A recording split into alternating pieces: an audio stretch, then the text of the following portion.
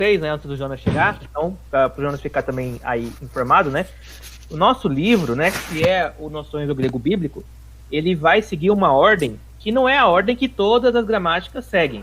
Se você pegar, o Jonas mesmo estava me mostrando, o Lennon também tem, né, aquela gramática do Stewart, aquela azulzinha, né, verdinha, ela segue um outro modelo, né, de didático, né. Por exemplo, ela pode seguir esse modelo de pegar todos os verbos em todas as conjugações primeiro, depois falar só sobre substantivos, só sobre preposições, só sobre adjetivos, né? Que é mais ou menos como a gramática em português ela funciona, né? Geralmente ela funciona assim. Tem lá as classes de palavras e ele exaure, né, todas aquelas classes para partir para a próxima. Então, verbos num lugar, substantivos no outro, adjetivos no outro, preposições no outro. No caso dessa gramática aqui, como não é uma gramática feita para o autodidata e feita para o ensino do grego, né? Assim, para você aprender grego meio que sozinho, ele meio que colocou da forma como ele achou mais fácil o estudante aprender o conteúdo. Então, a forma mais fácil é começar, né, no caso da gramática, começar pelo estudo dos verbos, mas pelo presente do indicativo, que é a forma mais básica dos verbos. Aí, passar para o presente do subjuntivo, porque daí você já informa o aluno, né, como é a diferença entre as duas formas de conjugação. E aí agora ele entra no futuro do indicativo e não vai para o pretérito, né? Não vai para o perfeito, para o imperfeito, mais que perfeito. Ele vai parar os verbos e vai, na próxima lição, nós vamos entrar no conceito de substantivo grego, que é muito importante também. Mas por que ele fez assim? Por que ele colocou esses 3 verbos primeiro? Porque na hora de você fazer o exercício de conjugação dos verbos, meio que um vai derivar do outro. Então, por exemplo, o verbo do indicativo, ele é o básico. Aí o subjuntivo, ele vai derivar daquela conjugação do indicativo somente alterando aquilo que nós já vimos, que é a vogal temática, né? Que ela é alongada. Então, uma vez que você aprendeu a conjugação do indicativo, ficou fácil de aprender do subjuntivo. É só uma modificaçãozinha ali. E agora ele vai apresentar para a gente o futuro do indicativo, que também é só uma alteração. Que ele vai colocar um sigma depois da vogal temática. Mas, então assim, a grosso modo, é só essa alteração. Você coloca um sigma depois da vogal temática. O problema é que tem muitas regras agora que vão alterar a forma das palavras, né? Alterar as letras da palavra. Não a pronúncia em si, às vezes, na maior parte das vezes, mas sim a forma escrita. A gente vai ver isso agora, né? Então agora começa a ficar assim, bastante detalhado, né, a gramática. Então, um pouco mais de atenção. Novamente, muito importante que vocês memorizem a conjugação do verbo em mi, né, do verbo ser. Né?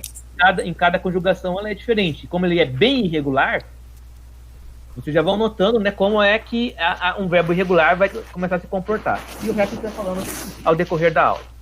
Bom, nós começamos então já sabendo, né, que não vamos ver o futuro do indicativo passivo, né, somente ativo e médio, porque só tem ativo e médio, né, não tem o passivo no caso. E nós começamos aqui com uma lista de palavras também novas, né, que a gente vai ter que sempre ir memorizando novas palavras, né, porque a gente vai utilizá-las no decorrer da lição também. A primeira a gente já vai saber, né? A gente já conhece já o radical da palavra, né? Que é o agapô. A segunda, aitel, que é a palavra pedir, né? Peço, solicito, requeiro. Essa aqui, né? Genau, é mais ou menos tranquila, né? A gente já viu lá o monogene, né? Que é o unigênio. Não sou. Oi? Um colega entrou no alojamento. Então aí nós temos a palavra, né? Não tem problema. O genau, né? Que é eu gero, eu dou a luz, né? Da onde nós já vimos a palavra monogene antes lá nossas primeiras aulas lá de letralização. Então é um verbo de derivação daquela palavra. Aí aqui nós temos um verbo, né? Para vocês perceberem bem, né? Verbo, né? Que não é aspirado. Então erotal, né? E erotal eu pergunto, peço, solicito. Notem que é o mesmo de aitel, ou seja, são palavras que são sinônimas, né? Verbos que são sinônimos, significam a mesma coisa, né? Isso vai acontecer também em português também, não tem problema nenhum, né? A palavra é andar e caminhar, né? Andar e caminhar são duas palavras que significam a mesma coisa, né? Zal, a gente já viu Zoe, lá que é vida. Zal é a forma verbal, né? Eu vivo. Zetel, né? Eu busco, examino, indago, né? Então, um outro verbo que a gente não conhecia. Laléu a gente conhece, né? Ou lalia, né? De glossolalia. Martiria, martirel, né? Nós conhecemos, né? Que vem de martiria, né? Que é o verbo para testemunhar, testificar. De mártires, perfeito, né? Homologel, essa aqui não é homologel, né? É uma palavra que a gente tem quase um cognato, né? Que é de homologar, ou seja, de concordar, né? Admitir. O roral, né? Que é eu vejo. Aí você nota que também tem uma outra palavra que é vejo também, que é blepo, né? Então são palavras sinônimas. Plerol, que é o completo, né? Eu encho. Aí vem a palavra pleroma, que a gente vai ver lá na filosofia, que é para falar sobre a completude, né? O todo, né? Quando você quer falar do todo, é pleroma, né? E a forma verbal é plerol. O verbo poiel é um verbo bem importante, né? Da onde vem a palavra poiesis, que nós traduzimos geralmente por pastorear, né? Que é na verdade a palavra fazer, né? Ou seja, é o fazedor de coisas, né? Poiel. O rel, né? Eu guardo e eu observo. Faneró, nós já vimos lá com o Antíoco Epifânio, né? O faneró de Epifânio, de fanero, que é manifestar, revelar, né? Dar a conhecer. O baptizo, que nós já vimos antes, né? Que é imergir, mergulhar, né? Ou lavar, né? Importante isso aqui. Essa palavra aqui é bem importante para a nossa lição de hoje, né? Que é o verbo ir na forma infinitiva. Nós vamos utilizar ele porque ele é um verbo irregular. Então nós vamos utilizar ele para poder fazer uma conjugação irregular hoje. E o verbo menô, né? Que é eu permaneço ou fico. Então, aqui serve para a gente poder memorizar, né? Vão memorizar aí as palavras com o tempo de vocês. Bom, significado básico do futuro é a mesma coisa do português, né? É uma ação que vai acontecer. Por ser uma ação que vai acontecer, ela é uma ação pontilinear, ou seja, ela vai acontecer em um futuro específico. Não é um futuro do pretérito, é um futuro simples, né? É um futuro do indicativo. Então, eu irei, né, no cinema. Eu irei na igreja. Eu farei tal coisa, né? Então, é uma ação que tem um ponto que ela vai acontecer. E quando ela acontecer, ela aconteceu e não o seu resultado não necessariamente irá durar ou não necessariamente irá resultar em outra coisa, né? Ela é só eu irei no cinema e quando eu cheguei no cinema, aquele irei já não tem mais sentido porque já chegou, né? Então, é uma ação pontilinear apresentada no futuro.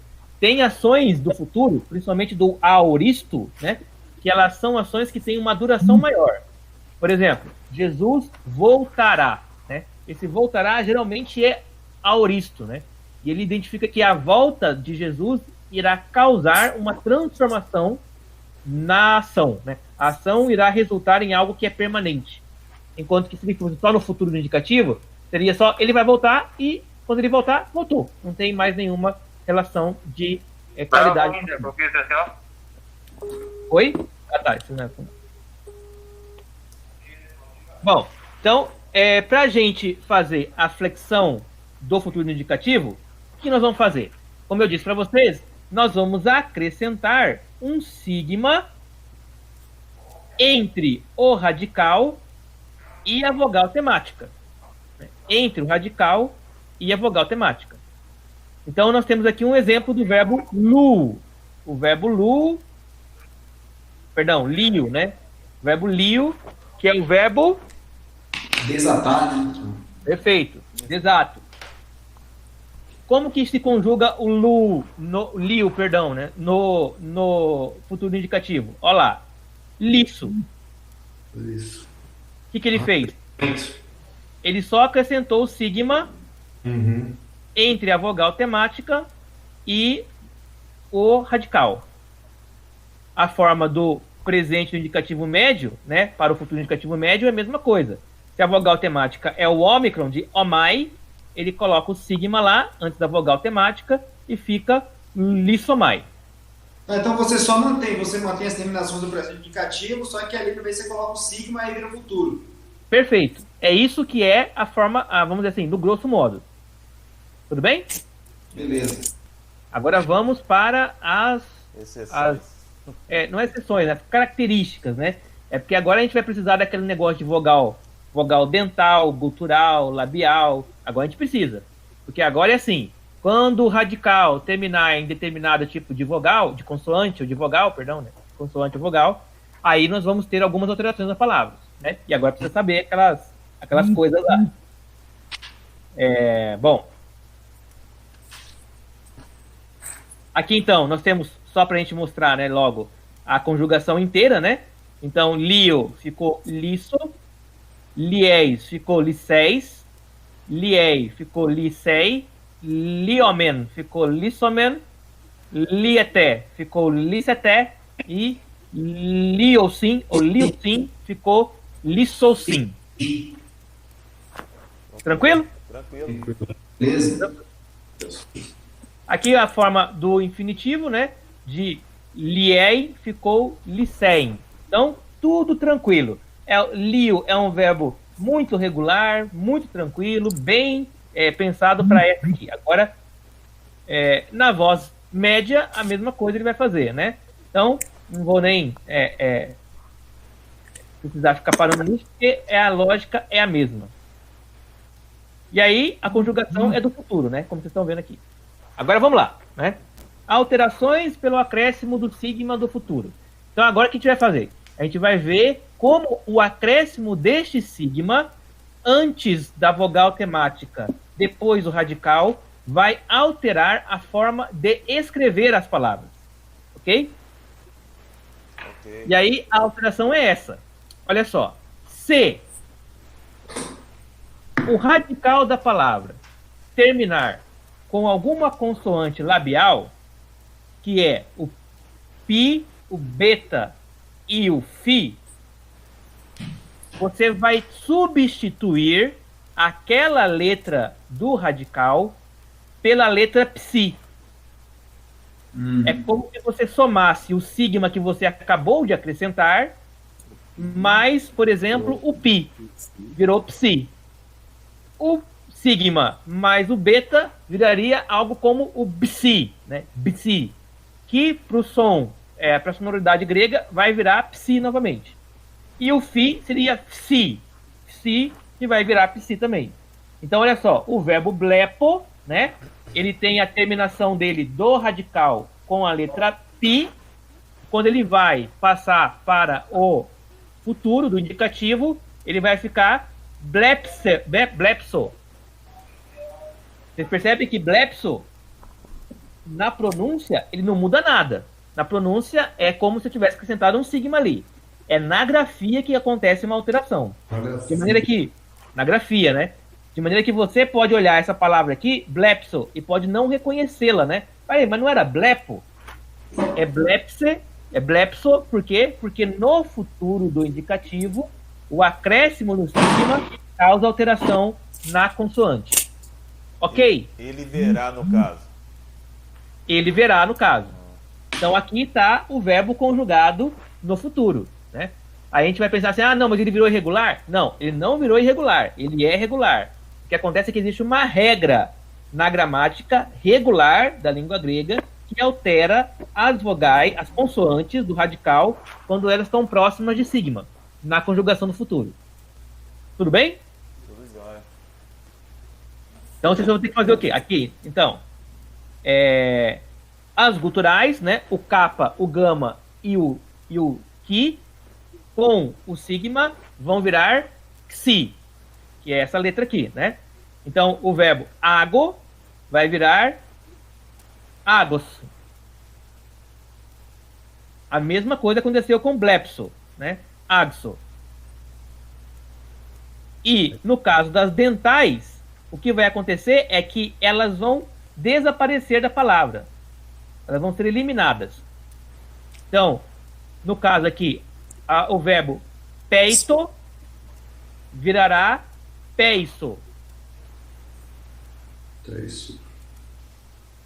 Então, o que acontece? Se for labial, você junta junta o sigma com a labial e transforma em psi. Se for gutural, você junta a gutural com o sigma e forma o xi. Se for dental, você elimina a consoante e deixa só o sigma.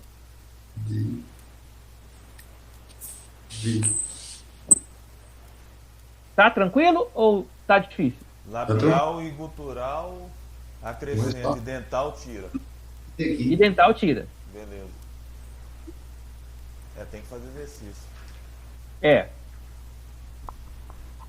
Então, por exemplo, né? Vamos pegar um verbo aqui em cima.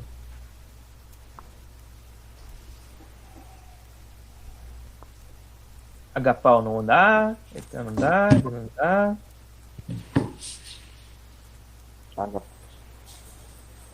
Essas aqui.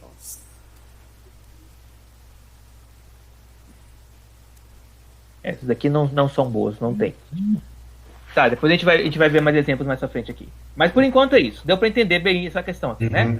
É só uma questão de exercício agora, né? Então, aí procurar as palavras que... procurar repetir isso até vocês memorizarem que essas transformações acontecerão, né? E aí vocês já vão saber, ó, que os verbos eles não vão seguir necessariamente uma mesma forma escrita no futuro, não porque o verbo é irregular, mas porque ele vai ser alterado devido a esta ação do sigma sobre a consoante. Aí olha o que ele fala aqui, ó. É preciso levar em conta que diversos verbos, né, alguns verbos, possuem uma raiz diferente do radical normalmente utilizado no presente. Então, o que está falando aqui, ó? Por exemplo, blepo é um verbo cuja raiz ela segue a conjugação do verbo presente no indicativo. Blepo, a raiz é tirar o ômega e fica com a raiz do verbo lá, blep. Mas, por exemplo, esses verbos aqui de baixo, ó, eles não seguem a mesma lógica. Por exemplo, o verbo vipto, que é o verbo lavo, vipto, ele deveria ser, a raiz dele, no radical, deveria ser vipt, certo? Isso, vipt. Só que, na verdade, a raiz dele é vib. Que isso? E aí, como é que você vai saber isso? Você só sabe isso se você pegar uma gramática ou um léxico, um dicionário grego, né? E consultar lá no dicionário grego a raiz da palavra. Porque é o tipo de palavra que você não consegue, somente olhando para ela, derivar o seu radical. O que você faz com essas palavras, então? Você tem que decorar uma por uma. Beleza. Ok? Geralmente você faz o quê? Você vai começar a decorar a palavra em si, né? Já conjugada, ao invés de decorar o radical, a raiz dela. Por quê? Porque É mais fácil, mais viável, né? É mais rápido, né? E assim, né? Porque esse radical aqui é um radical inútil, né? Você vai decorar ele, só que você não vai usar ele, né? Porque ele não é um radical utilizado em nada, né? Mas por que ele é importante, esse radical? Porque vai explicar por que vipso virou vipso. Por que virou isso? Porque, na verdade, né? O radical dela não termina com uma vogal dental. Ela termina com uma consoante dental. Ele termina com uma consoante labial. Se termina com uma labial, então ela tem que virar psi. Porque se ela terminasse com dental, o que a gente teria que fazer aqui? Só? Dental? Dental é só retirar, né? Só acrescentar o sigma. Só retirar e acrescentar o sigma, né? Então, se ela fosse com esse radical aqui, ó, né? Se ela fosse só com essa radical regular aqui, você iria ler vipso. Vipso, tirando o tal, né? E deixando o sigma. Mas por que ela foi para nipso em grego? Porque ele seguiu a regra do radical, que é transformar a labial em psi. entendendo que o radical dessa palavra não é esse que está aqui na forma do indicativo, do presente, mas é esse aqui que você só vai conseguir encontrar lá no dicionário. Mas tem, A mesma- Zac, mas tem alguma palavra aí que tem o nib? Não, não tem. E como que ele saiu, o Erasmo soube disso, mano? O cara é maluco mesmo, hein? Então, você vai fazendo a reconstrução, né, da língua e começa a perceber que, por exemplo, no futuro existia aquela regra, certo? O do psi, o do labial com sigma vira psi. Beleza. Você tem aquela regra. Você vai notando que várias palavras elas seguem essa regra e algumas não seguem. Essas que não seguem por quê? Aí o Erasmo vai reconstruir, falar, não seguem porque o seu radical original era diferente. Tá. E provavelmente ele era diferente, por quê? Porque em alguma variação do grego mais antigo, esse radical tinha alguma utilidade que desapareceu. Então ele meio que sabe que ele existe, muito mais pelo resultado, né? Por ver os vestígios do presente, né? Da língua grega, do que por ver mesmo o radical funcionando, porque ele não vai aparecer em lugar nenhum. Beleza. Deu para entender mais ou menos? Deu sim. Exato assim, ó. Eu vi as marcas de sangue, eu vi a arma, mas não vi o corpo. Bom, se tem uma arma, marca de sangue, é porque teve aconteceu alguma coisa, né? Então você tenta reconstruir. É isso que o Erasmo está fazendo, né? Ele está reconstruindo a língua. Por isso que a pronúncia dele chama-se pronúncia reconstruída também, né? Porque a ideia é de reconstruir como é que aqueles gregos antigos faziam isso. Lembra, o Erasmo, ele é um homem do Renascimento. Ou seja, ele é um homem que está vivendo um período de reconstrução da cultura grega, né? De reconstrução não, de retomada, né? do ideal grego. E aí ele vai ter que fazer todo um trabalho, né? De reconstruir a gramática grega. Já não se falava mais grego na época dele, né? Não tinha mais os sons, as letras, né? Então ele tem que refazer tudo, vamos dizer assim, né? E aí nós temos essas outras aqui também, né? O filaço, né? Que já falamos na outra aula, né? Que é o verbo guardar, né? Que a sua raiz, na verdade, é filac, daí por isso ele vira filaxi, né? Aí fica um Filaxo. cultural aí, né? Oi? Cultural, exatamente, cultural, né? Cultural. Aí já E se aqui acrescenta. embaixo, né? É o outra dental, né? É o baptizo, que a sua forma, a raiz é baptide, e aí quando é dental, você só elimina, certo? Então elimina. Então vira baptizo, e aí o zodzo, que é sozo, né? Que é salvo, Salvo. a forma vamos dizer, a raiz dela original é sod, e aí vira soso. Então é só para a gente perceber que essa informação aqui não é tanto para a gente se preocupar em decorar todos os raízes, né? É só para saber por que algumas palavras, né, elas saem disso aqui e viram isso aqui no futuro, né? Por que ela fica tão diferente das outras conjugações mais regulares, né? Ela é diferente por quê? Porque a raiz dela não é clara somente observando a forma conjugada do presente do indicativo. Tranquilo? Excelente. Então, beleza. Agora, também tem quando o radical termina com consoantes, com vogais, perdão. E aí, geralmente, ele terminará com a vogal alfa, epsilon e ômicron. E nestes casos, vai haver também algumas alterações. E as alterações são essas aqui. Ou seja, né, quando o alfa encontrar o sigma da conjugação do futuro, o alfa vai virar eta. Quando o epsilon encontrar o sigma na conjugação do futuro, vai virar eta também. E quando o ômicron encontrar o sigma, ele vai virar ômega. E aqui nós vamos ver os exemplos. Então a palavra zao, que nós já vimos, né, é eu vivo, certo? Zao, ele termina com alfa, o seu radical, a sua raiz.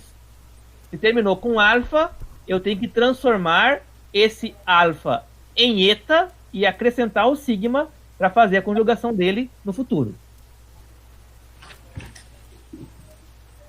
Tudo bem? Beleza. Martirel, né, que é o verbo testificar, né, o verbo testemunhar, ele terminou com epsilon. Então nós vamos fazer o quê? Transformar o epsilon em Eta e acrescentar o sigma.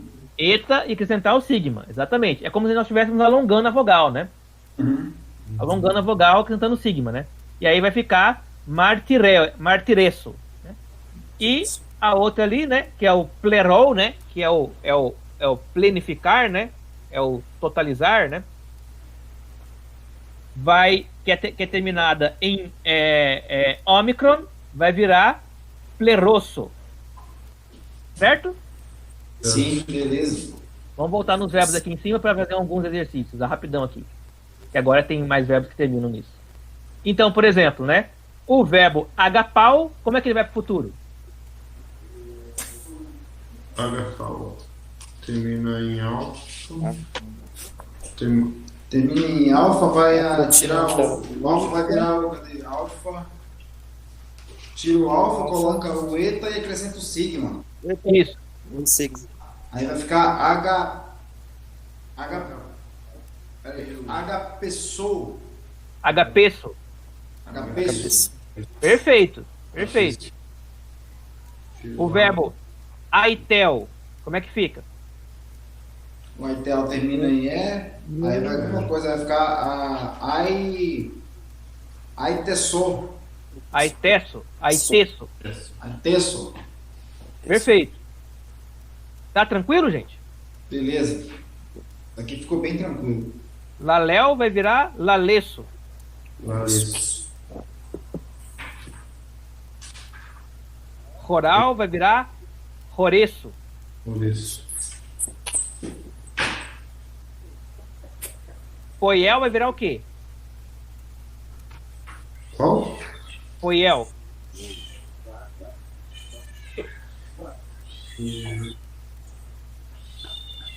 Vê essa palavra aí. Ganhei? Não, achei. Epsilon vai terminar. Coiel? Poiel vai virar? Vai poi. Foi eu terminando. Poielso. Conhece. Poieço. Poieço. Panerol. Panerol vai virar?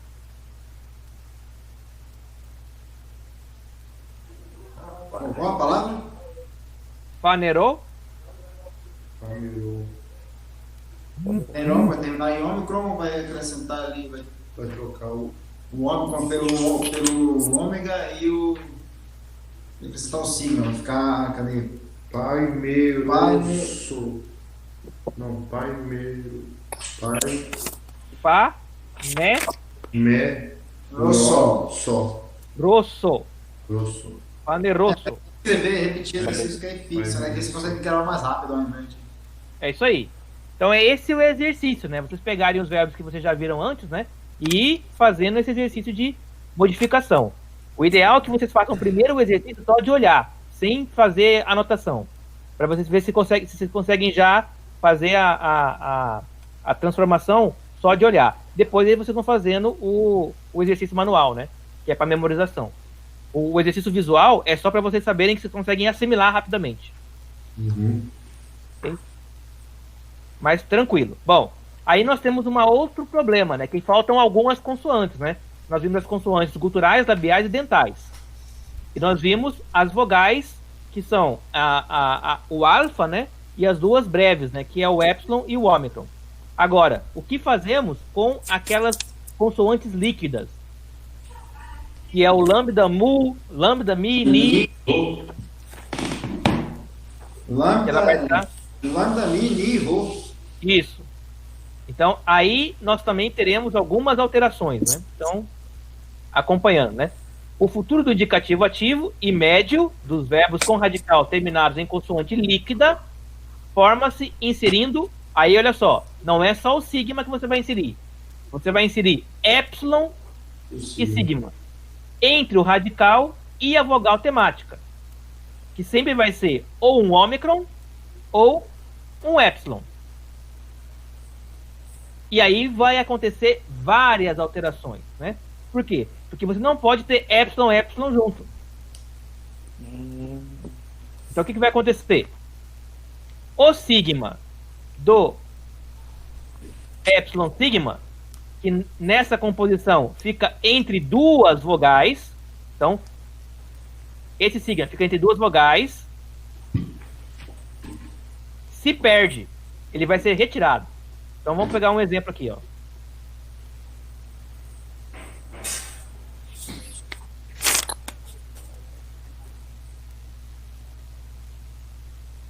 No caso aqui, temos o verbo meno.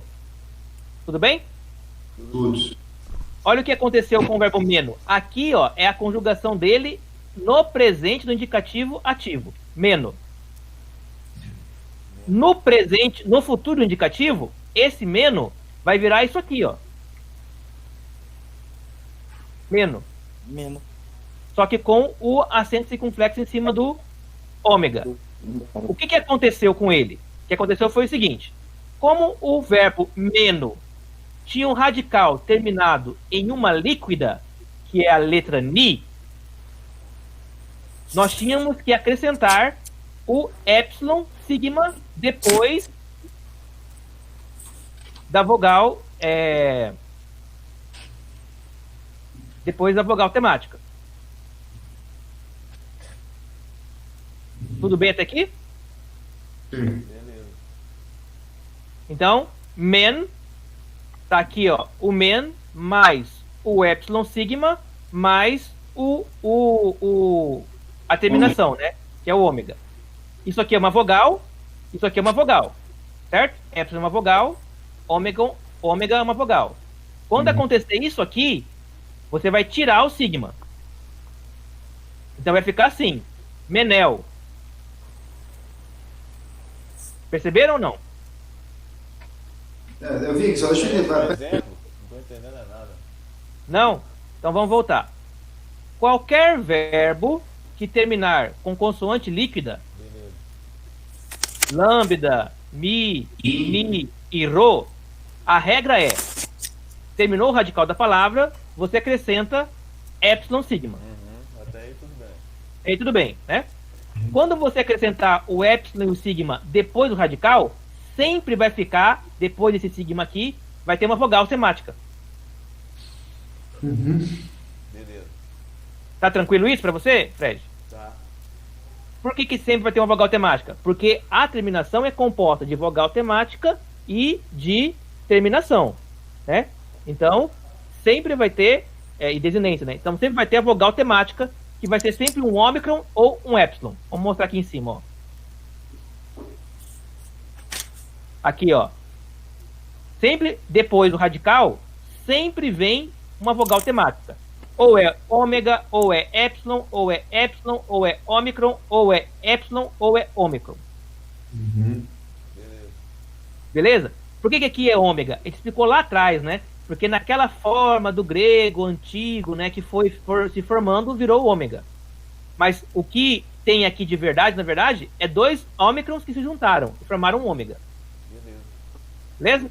Então, sempre vai ter uma vogal depois do radical. Bom, essa é a regra fundamental.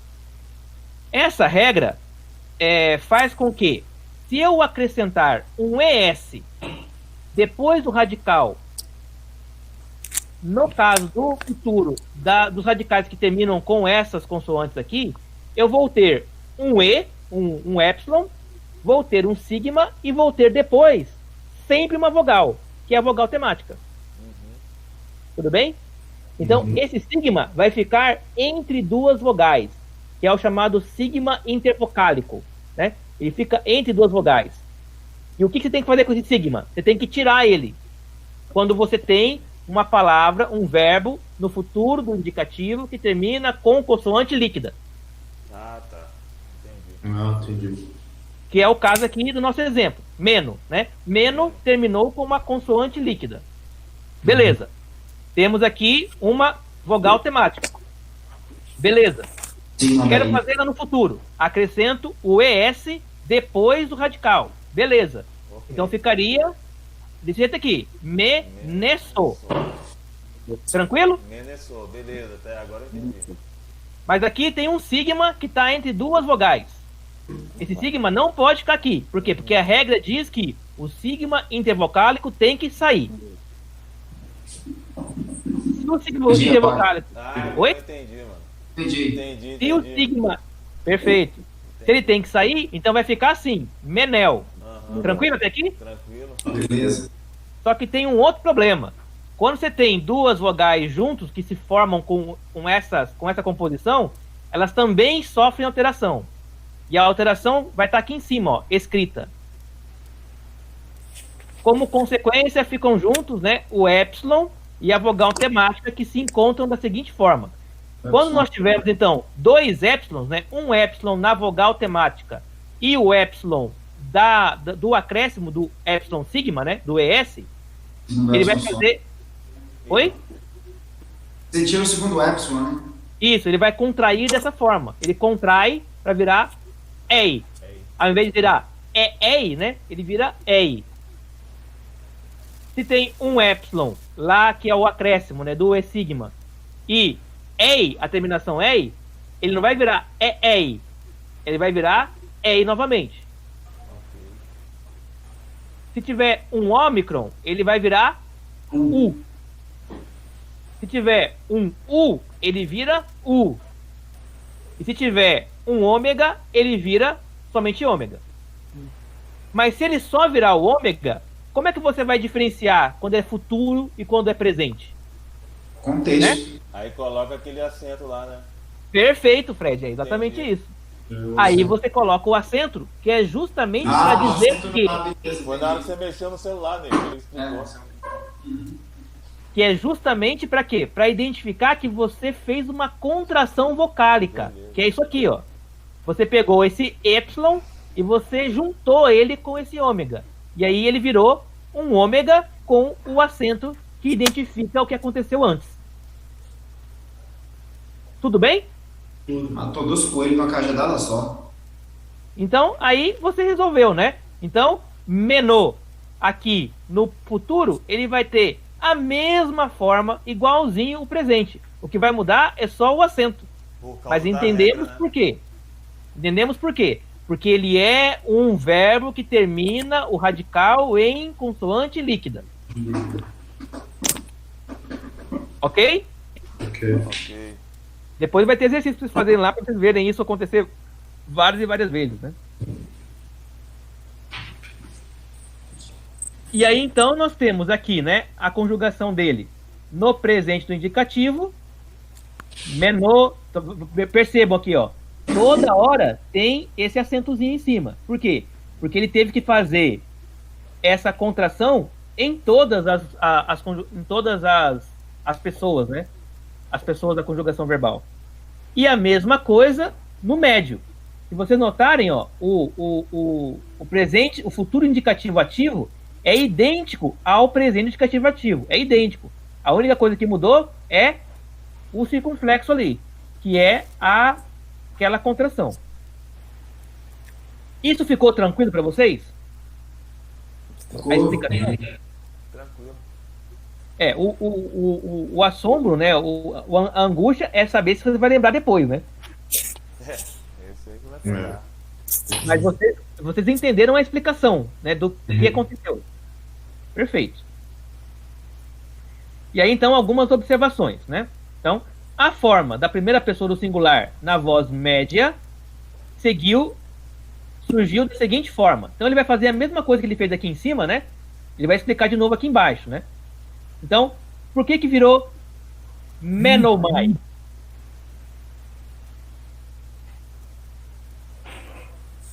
Primeiro, né? O que aconteceu? Vamos tentar reconstruir aqui, né? Por que virou menomai? Então, é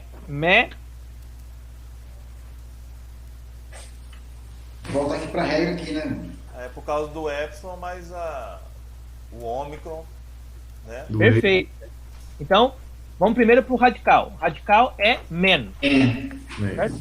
para fazer o futuro, eu tenho que acrescentar um epsilon e um sigma, certo? Uhum. Isso. E aí eu tenho que acrescentar depois a terminação dele, que é igual a do futuro do presente indicativo, do médio, né? Perdão, que é o omai, Mas, certo? Mas aí eu fiquei com esse sigma aqui intervocálico, tira o sigma. certo? Tem que tirar o sigma. Mas aí eu fiquei agora com 3 vogais aqui, né? É o epsilon que eu acrescentei e mais o u, né? Que é esse ditongo aqui, certo? Certo? Uhum. Certo. Tem que contrair isso aqui. Tem que contrair. A gente contrai como? A gente contrai deixando o U e colocando o circunflexo lá em cima do U. Entendi. Não sei como coloca. Deu pra entender? Deu sim. Deu. É isso aqui que ele vai explicar aqui, ó. Você pegou lá o men, colocou o ES, mais o omai, tirou o sigma, né? Porque estava intervocálico, e contraiu o E com o O e virou OL. Seguindo essa tabelinha que ele deu aqui em cima, né? E mais O, U. Certo? O acento é circunflexo. A única exceção é a primeira pessoa do plural da voz média, que por ser paroxítona, acentuada na penúltima sílaba, só pode levar acento agudo. Aqui a questão é uma questão de gramática que a gente não viu lá atrás, né? Que é a questão de acentuação. Mas nem se preocupe muito com isso nesse momento. Porque basta que você entenda como funciona o futuro aqui, né? A conjugação. O acento a gente vê isso depois. É muita informação para esse momento. Informação A pra primeira cacete. pessoa. Oi? Informação pra cacete, mano. É muita informação, né? É. Muito mesmo. Na primeira pessoa do singular, a diferença entre a forma do presente do indicativo ativo e do futuro indicativo ativo só se observa pelo acento, que a gente já falou, né? Que aqui, ó, é presente do indicativo ativo e aqui é futuro, né? A diferença qual é? É o acento ali, circunflexo, né? Que vai identificar, como o Fred tinha observado, né? E aí ele volta a dizer: é preciso consultar dicionário para conhecer a forma exata do futuro dos verbos com radical terminado em consoantes líquidas, pois há exceções às regras apresentadas aqui. Um exemplo é o verbo telo, que na forma do futuro fica telesso.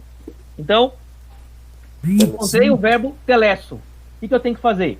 Vou lá no dicionário para ver qual é a forma dele no futuro, a forma correta. Porque nem sempre ela vai seguir uma regra, e aqui nós temos exceções, né? Então aí vocês já vão perceber outra coisa. É sempre necessário você ter uma gramática para você fazer leitura e tradução de textos bíblicos. Mas a gramática se tornará dispensável na medida em que você memorizar as palavras. Aí você não vai precisar mais dela para poder fazer toda essa compreensão. Mas para fazer um estudo da palavra, sempre vai precisar de gramática. Sempre. E isso não é diferente em qualquer outra língua, né? Bom, aí nós temos uma coisa aqui que acontece também em português, que é as perifrásticas, né? Esse nome é um nome estranho, mas é bem mais simples do que parece. Em português, quando você quer falar que você vai fazer alguma coisa no futuro, você poderá dizer, ao invés de eu farei, dizer eu vou fazer. O que você faz? Você usa o verbo ir, né, como uma espécie de verbo auxiliar que vai fazer a vez da conjugação verbal. Ao invés de eu conjugar o verbo fazer, eu conjugo o verbo ir e deixo fazer no infinitivo, na língua portuguesa, certo? Isso, cara. No grego, acontecerá a mesma coisa. Então, às vezes, você vai ter uma palavra que vai estar no infinitivo, mas que ela vai ser futuro. Quando ela vai ser futuro? Quando o verbo ir, que estará antes dela, indicar que é futuro. Igualzinho no português. Ficou difícil ou não ficou difícil? Repete aí de novo, por favor. Então vamos de novo, então. Então, no português, eu posso dizer que eu vou, conjugando o verbo fazer no futuro, eu conjugo assim: eu farei tal coisa, né? Eu darei aula terça-feira. Eu darei aula terça-feira. Mas eu posso conjugar no futuro de outra forma em português. Eu posso dizer, eu vou dar aula terça-feira. E as duas formas... Isso, as duas formas estão corretas, né? As duas formas são futuro. O que aconteceu? Na primeira, eu conjuguei o verbo. Eu darei aula terça-feira. Na segunda, eu fiz uma perifrase, né? Conjuguei o auxiliar. Eu conjuguei o auxiliar e deixei o verbo no infinitivo. Você poderá fazer, aliás, o grego irá fazer, às vezes, a mesma coisa. Ele irá fazer com que o verbo ir seja conjugado no futuro e o verbo posterior seja no infinitivo. Que é o que aconteceu aqui nessa frase, ó. Hohuios, tol antropou, melei, pasquiei. Então, o filho do homem, né? Hohuios tom antropou, o filho do homem. Aqui, ele é o verbo melei, ele está conjugado no futuro, ele vai. E aqui, pasquei, que é o verbo sofrer, que está no infinitivo. Vai sofrer. Beleza, entendi. Entendeu? Entendi. Então é só para você identificar que acontecerá essas coisas também. Mas bastará que você saiba conjugar o verbo ir no futuro, que você forçosamente vai ter que colocar esse segundo verbo aqui no futuro para ele poder ter concordância verbal. Senão ele não concorda, né? E o filho do homem vai sofreu. Não vai funcionar, né? Vai sofrerá. Não vai funcionar, né? Então ele vai ter que estar sempre no infinitivo, porque para concordância verbal funcionar. Então, quando você aprender então a conjugar o verbo melei, né, o verbo melo, você vai acabar conseguindo saber pelo contexto que se trata de uma perifrástica, né? Que é essa questão quando você faz a conjugação do verbo auxiliar ao invés de fazer a conjugação do verbo em si. E aí, por último, não menos importante, né, é a conjugação do nosso verbo em mi, né, que é o verbo ser. E como é que a gente vai conjugar o verbo em mi? Da mesma forma que conjugamos os verbos no futuro, acrescentando o nosso epsilon, o es. Exomai? Exomai. Em mi vai virar exomai. Por quê? Em mi termina em que consoante o seu radical? Em líquida? Em líquida. Ah, líquida, isso. É em líquida? É mi. Mi, ué. É mi. Então, como é um verbo irregular, esse i aqui não é vogal temática. A vogal temática dele, se vocês repararem, é essa primeira aqui, porque ele é um verbo muito irregular. É o verbo ei. É o é que é a vogal temática dele. E olhem que na conjugação, olha onde vai recair a transformação. Só no R. No ei.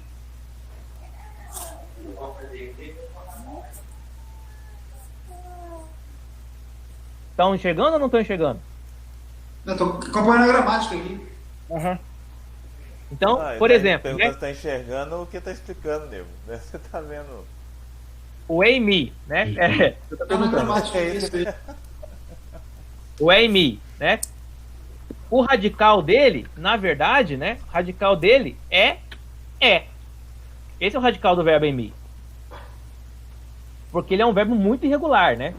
Então, onde eu vou acrescentar o e sigma? Eu vou acrescentar o e sigma aqui, depois do radical. E sigma. Uhum. E aí eu vou terminar.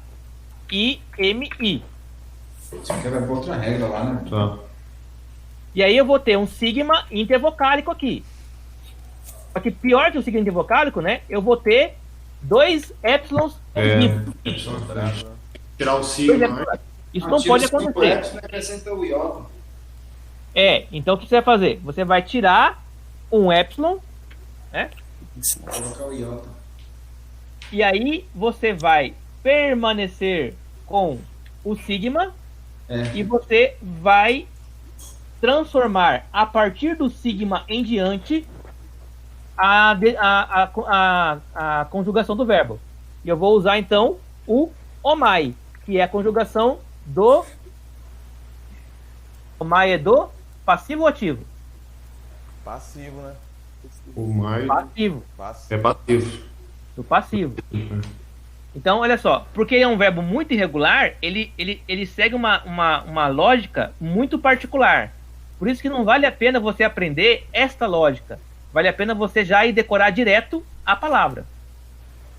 Então, esomai é o verbo emi no futuro. Esomai significa eu serei. Ah, mas por que virou esomai? É por isso que eu acabei de falar para vocês. Só que é tão complicado você pensar isso em cada verbo irregular que você vai ter, que não vale a pena o esforço. Não vale. Vale mais a pena decorar, você ir direto e decorar esomai. Esse verbo Esomai... emi tá fácil, né? Eu não sei se os outros vão ser tão fáceis assim. Então, todos os verbos irregulares, eles têm esse problema. Se você não decorar verbo por verbo, você não vai conseguir fazer ele funcionar de maneira regular, né? Porque ele é irregular. Então, essa lógica que eu acabei de explicar agora, ela funciona para o verbo emi. Vai funcionar para todos os irregulares? Não, não vai funcionar. Então, o que você vai fazer? Você vai decorar todos os irregulares. Mas, assim, quando eu falo decorar todos, né, parece assim que é 1 milhão de verbos. Não é tudo isso. Vamos lembrar que a Bíblia é um livro limitado, né? Limitado que eu falo é porque são 27 livros do Novo Testamento, certo? Sim. Então, para escrever os 27 livros, os autores bíblicos utilizaram uma quantidade de palavras limitada. E essas palavras, elas são muito repetitivas. Então, você vai decorar uma palavra, você vai decorar, você já vai saber, você já vai eliminar várias vezes que ela aparece no texto bíblico. E às vezes tem uma ou outra lá que aparece 1 vez, 2 vezes, 3 vezes, mas essas você vai acabar nunca, assim, se preocupando tanto em decorá-las, mas quando desaparecerem, você pega o dicionário, né? Quando aparece uma palavra, por exemplo, né, tem até um nome técnico, né?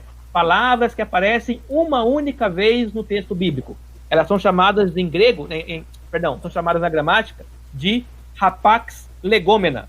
Hapax significa única, legômena, palavra. Única palavra, única vez, né? Então, existem algumas palavras que aparecem uma única vez no texto bíblico inteiro. Você vai decorar essa palavra? Ah, cara, não, se ela aparecer aí, eu vou olhar, né? Vou traduzir e vou decorar por hábito. Mas não vou perder meu tempo decorando uma palavra que aparece uma única vez no texto bíblico. Entendeu? Beleza. E aqui, então... É ler mesmo, então. E lendo, quanto mais a gente vai lendo a Bíblia, a gente vai decorando. Exatamente. Você pode perguntar assim, né? Ah, você sabe como tal palavra... O Fred tá bom, hein, cara? Quanto mais vai ler da Bíblia. Como tal palavra se formou em... 27 livros. Não é? Então, gente, mas assim... Mas o que eu tô tentando explicar assim, quanto mais a gente vai lendo, vai aprendendo a palavra. Você não vai precisar ficar decorando esses verbos irregulares. Você vai ter uma sensação, eu já vi essa palavra. Isso. Essa palavra já apareceu. É nesse sentido. Porque no português é mais ou menos assim também, né? A gente não fica preocupado em memorizar palavras. A gente vai lendo, e a gente vê uma palavra que a gente não conhece, né? Sei lá, né? Vituperância, né? A gente lê a palavra lá. Aí fala, pelo contexto parece ser alguma coisa assim. Aí um dia você vai lá no dicionário e lê a significação. E aí você meio que vai se apropriando dele, né? Você não vai pegar aí toda hora, né? Ficar decorando, né? O significado de cada palavra. Ninguém lê dicionário, né? Vamos ler o dicionário como se fosse um livro, né? Você vai consultando, né? Então é normal você consultar palavras que você não sabe. Toda hora vai acontecer isso, né? Principalmente no aprendizado de uma língua, toda hora você vai ter que ficar consultando. Infelizmente não tem música em grego, né? Porque em grego você faz isso muito. Tem música em grego, sim. Mas o problema é que não tem música em grego antigo. Ou melhor, tem, né? A gente vai ter que dar uma caçada. Eu vou procurar, eu sei que eu tenho aqui, em algum lugar, eu tenho uma música que eu... Mas eu tô falando assim, tipo, música contemporânea. Igual quando eu estudava inglês, tinha Skid Row, Guns N' Roses, esses que fica na cabeça, entendeu? A palavra. Então, a gente pode fazer música, Fred, você é músico, né? A gente pode pegar uns versículos bíblicos e musicalizá-los, pra gente poder ir memorizando. Eu fiz isso várias vezes já quando eu estava aprendendo, né? Porque se você pegar um grego moderno fazendo música, não vai ser a mesma coisa, né? Ele não vai estar falando, não vai ajudar a gente, né? Beleza. Então, por exemplo, né, vamos pegar um versículo grego e aí você inventa uma música e coloca nele, né? E aí você vai memorizando aquele versículo em forma musical e a gente vai nos apropriando. Aí de repente você grava isso aí e aí a gente ganha dinheiro com isso. Bom, o Edileno tá com a cara de merda ali, nego. Hã? Você tá na merda aí, nego. Não, velho. Tô só Tá boiando, de amanhã já. Ele tá boiando, ou então ele não tá gostando da aula, não, que a gente tá perguntando aqui. Não. Eu tô na correria de trabalho, cara. Quando eu chego em casa, tudo que eu quero é tomar um banho e relaxar, entendeu? Aí tem a pedreira do grego agora, pra você tá? Não, Bom, mas aquele... tá de boa.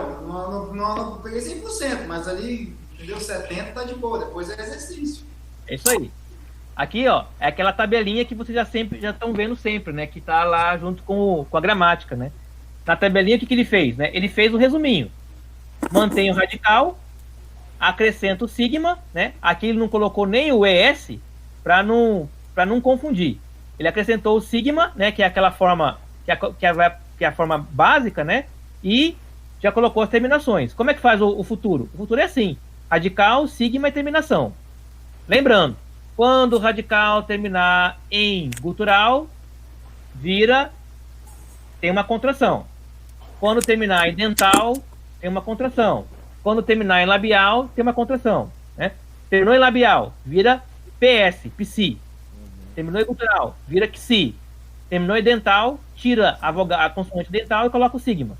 Terminou em alfa, epsilon e ômicron. Você vai alongar a vogal, né? Transforma o alfa em epsilon, transforma o alfa em eta, o epsilon em eta e o ômicron em ômega. Terminou radical, terminou em líquida. Aí tem todo aquele jogo de molejo lá, né? Mas basicamente ele vai ficar com a forma do presente indicativo com o acento circunflexo em cima da vogal temática. Verdade. Isso aí. Beleza? Bom, vamos ver aqui então, né? Então aqui ele vai dizer para você, acompanhe uma tradução literal desses versículos por meio de um novo testamento interlinear. Ele colocou aqui um versículo, né, para a gente poder ler. Amém, legó, min, hops, teon, reis, emen. Aí é legal vocês tentar pronunciar, né, esse versículo aqui, ó. E já é uma proposta aí pro Pet fazer uma música com esse versículo aí. Pronto, missão tá paga agora, depois jogar no grupo. Depois joga no grupo você cantando aí, essa coisa aí. Eu não sei cantar, mano. Tá enrolado. Se vira. Toma. E aqui nós vamos ter os exercícios, né? Então, o primeiro exercício é para repetir lá, né? Aquela tabelinha, né? As labiais, as guturais, as dentais, colocar o E sigma, né? O epsilon sigma aqui e colocar o resultado, né? Tranquilo?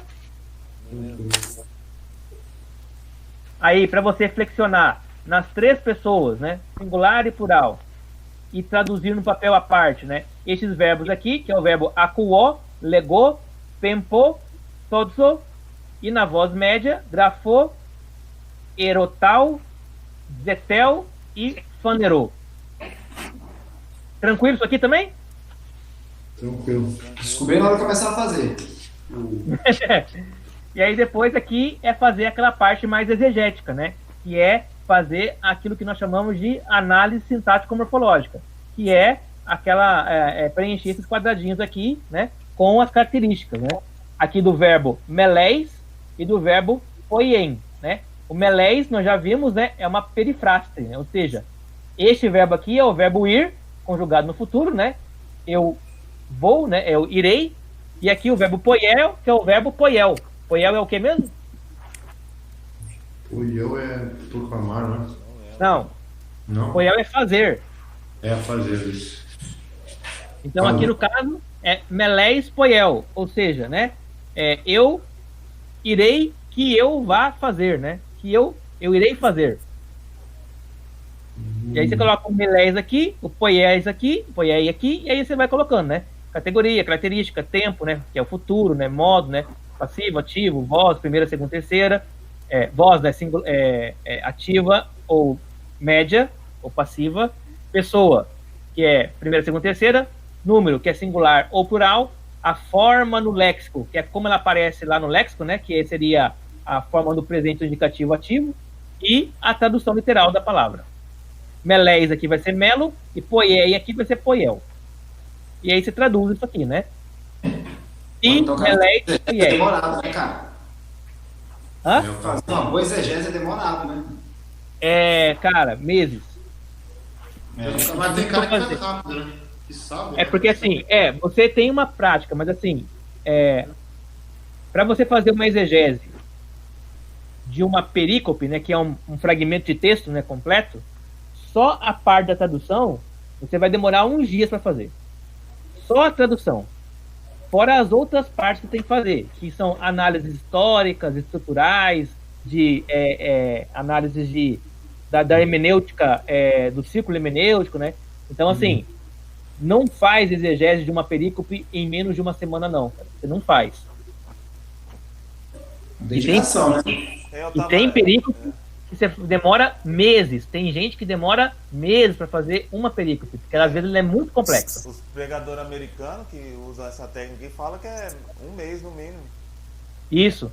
Geralmente, pregador americano... Tem um livro de pregação expositiva, pequenininho, né? Ensinou com o pregado do David Helm. Ele fala o seguinte, que ele se admirava, não se admirava, foi num tom de imagem de crítica, né? Falou, pô, como é que pregador no Brasil consegue pregar três vezes por semana, cara? Na congregação na qual ele pastoreia, ele fala que, ó, eu prego a cada 15 dias. Isso. É quando eu consigo preparar um bom sermão. O John Stott fazia isso, né? Ele pregava uma vez por mês na igreja. O John Stott, eu li dele, isso aí. Aí você tem lá, tipo, 8 pastores, né? Para cada pastor poder pregar, cada um em um culto diferente, para não repetir o mesmo pastor nem um mês, né? Porque presbiteriano é assim, né? Presbiteriano é assim. Claro, né, que tem igrejas menores, né? Aí o que o pastor vai fazendo, né? Ele vai malandramente, né, fazendo cada vez menos exegeses, né? Ele vai meio que pegando coisas meio prontas.